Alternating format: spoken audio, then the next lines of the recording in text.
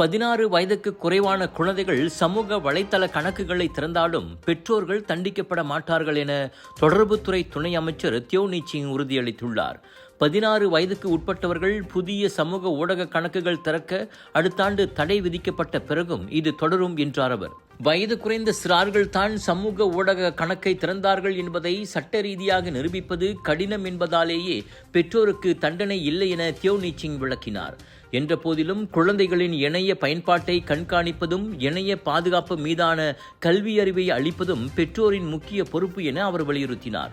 பாலியல் சீண்டல் உட்பட குழந்தைகளை இணைய அச்சுறுத்தல்களிலிருந்து பாதுகாக்கும் முயற்சியின் ஒரு பகுதியாக அடுத்த ஆண்டு இந்த கட்டுப்பாட்டை அமல்படுத்த அரசாங்கம் இலக்கு வைத்திருப்பதாக அமைச்சர் டத்து ஃபாமி பாட்சில் முன்னதாக கூறியிருந்தார். இந்த தடை அமலுக்கு வரும்போது சமூக ஊடக தளங்கள் EKYC வயது சரிபார்ப்பு முறையை பயன்படுத்த வேண்டும். அதாவது மை கார்டு, கடப்பிதழ் அல்லது மை டிஜிட்டல் ID மூலம் ஒருவரின் வயது உறுதி செய்யப்படும்.